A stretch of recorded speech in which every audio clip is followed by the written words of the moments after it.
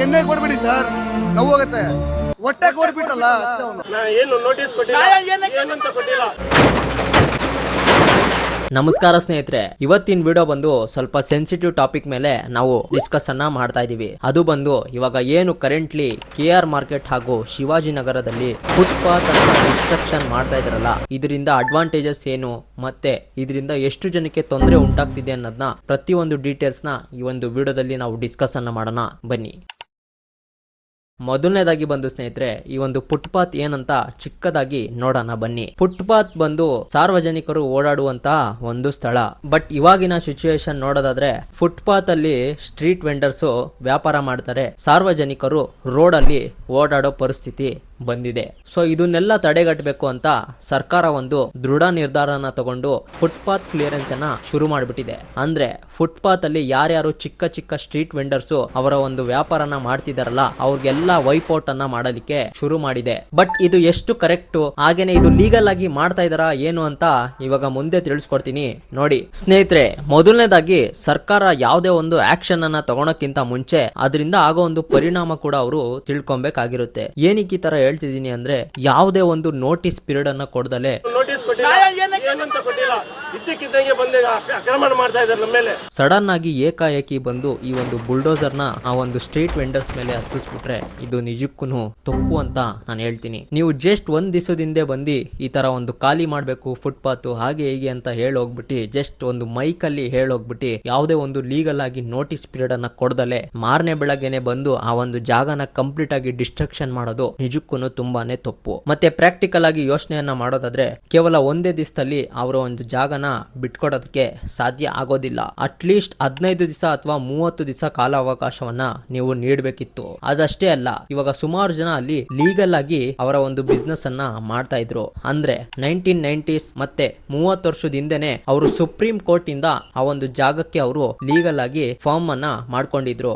But ಇವಾಗ ಅದೆಲ್ಲ ಎಲ್ಲೋಯ್ತು? ನೀವು ಸಡನ್ ಆಗಿ ಬಂದು ಏಕಾಏಕಿ ಆ ಒಂದು ಜಾಗನ ಕಂಪ್ಲೀಟ್ ಆಗಿ ಡಿಸ್ಟ್ರಕ್ಷನ್ ಮಾಡ್ಬಿಟ್ರೆ ಈ ಒಂದು ವೆಂಡರ್ಸ್ ಎಲ್ಲೋಗ್ಬೇಕು? 30 ವರ್ಷ 40 ವರ್ಷ 50 ವರ್ಷಗಳಿಂದ ಇಲ್ಲಿ ವ್ಯಾಪಾರ ಮಾಡ್ತಿದ್ದವ್ರ ಕತೆ ಏನಾಗ್ಬೇಕು? ಅದನ್ನ ನೀವು ತಲೆಲಿಕ್ಕೊಂಡು ಈ ಒಂದು ಡಿಸ್ಟ್ರಕ್ಷನ್ ನೀವು ಮಾಡ್ಬೇಕಿತ್ತು. ಅಷ್ಟೇ ಅಲ್ಲ, ನೀವು ಡಿಸ್ಟ್ರಕ್ಷನ್ ಮಾಡಿ ಅದರಿಂದ ತುಂಬಾನೇ ಉಪಯೋಗಗಳಿದೆ. ಬಟ್ ಈ ಒಂದು ವೆಂಡರ್ಸ್ ಗೆ ಆಲ್ಟರ್ನೇಟಿವ್ ವೇ ಯಾವ್ದಾದ್ರು ಒಂದು ಸರ್ಕಾರದ ಸ್ಕೀಮ್ ಅಲ್ಲಿ ಒಂದು ಚಿಕ್ಕ ಅಂಗಡಿನೋ ಅಥವಾ ಯಾವ್ದಾದ್ರು ಒಂದು ಜಾಗ ಪರ್ಟಿಕ್ಯುಲರ್ ಆ ಒಂದು ಸರೌಂಡಿಂಗ್ ಅಲ್ಲೇನೆ ನೀವೊಂದು ಜಾಗನ ಇವ್ರಿಗೆ ಕೊಡ್ಬೇಕಿತ್ತು. ಜಾಗ ಕೊಟ್ಟಾಗ ಇವ್ರಿಗೂ ಉಪಯೋಗ ಆಗುತ್ತೆ, ನಿಮ್ಗೂನು ಯಾವುದೇ ರೀತಿ ತೊಂದರೆ ಆಗೋದಿಲ್ಲ.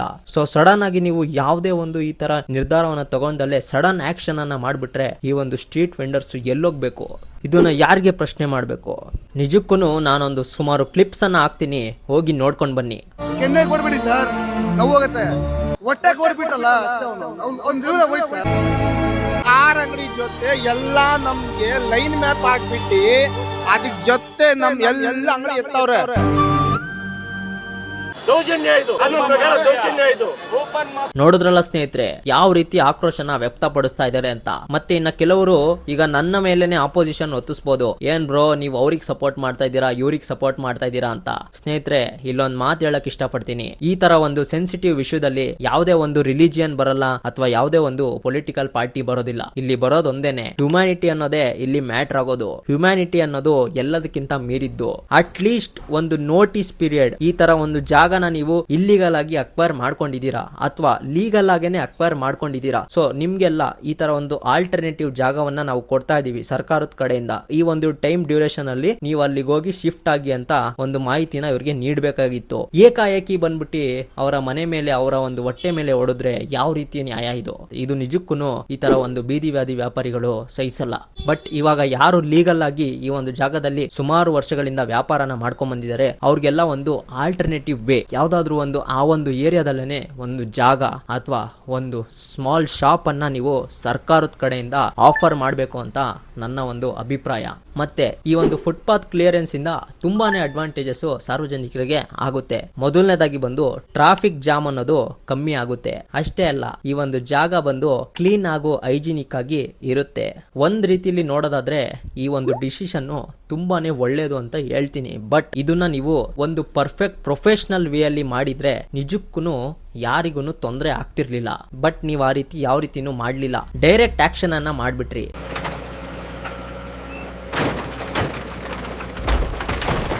ಸೊ ಇದು ತಪ್ಪು ಅಂತ ನನ್ನ ಒಂದು ನಿರ್ಧಾರ. ಮತ್ತೆ ಈ ಒಂದು ನಿರ್ಧಾರನ ನಾನು ನಿಜಕ್ಕೂ ನಿಮ್ಗೆ ಅಂದ್ರೆ ವೀಕ್ಷಕರಿಗೆ ಬಿಡ್ತಾ ಇದ್ದೀನಿ. ನಿಮ್ಮ ಒಂದು ಏನೇ ಅಭಿಪ್ರಾಯ ಇದ್ರೂ ಈ ಒಂದು ವಿಡಿಯೋನ ಕಮೆಂಟ್ ಸೆಕ್ಷನ್ ಅಲ್ಲಿ ತಿಳಿಸಿ. ಈ ಒಂದು ವಿಡಿಯೋ ಮಾಡ್ತಿರೋ ಉದ್ದೇಶ ಯಾವುದೇ ಸರ್ಕಾರದ ವಿರುದ್ಧ ಅಲ್ಲ, ಯಾವುದೇ ಪೊಲಿಟಿಕಲ್ ಪಾರ್ಟಿ ವಿರುದ್ಧ ಅಲ್ಲ. ಹಾಗೇನೆ ಇವಾಗ ಏನು ಬೀದಿವಾದಿ ವ್ಯಾಪಾರಿಗಳು ಆಕ್ರೋಶನ ವ್ಯಕ್ತಪಡಿಸ್ತಾ ಇದ್ದಾರೆ ಅದರ ಒಂದು ಬೇಸಿಸ್ ಮೇಲೆ ಈ ಒಂದು ವಿಡಿಯೋನ ಮಾಡಿರೋದು ಅಷ್ಟೇ ಸ್ನೇಹಿತರೆ.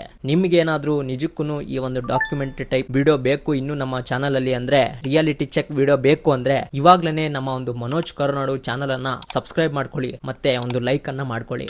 ಮತ್ತೆ ಸಿಗೋಣ ಇದೇ ತರ ಇಂಟ್ರೆಸ್ಟಿಂಗ್ ವಿಡಿಯೋದಲ್ಲಿ. ಅಲ್ಲಿವರೆಗೂ ಎಲ್ಲರಿಗೂ ನಮಸ್ಕಾರ.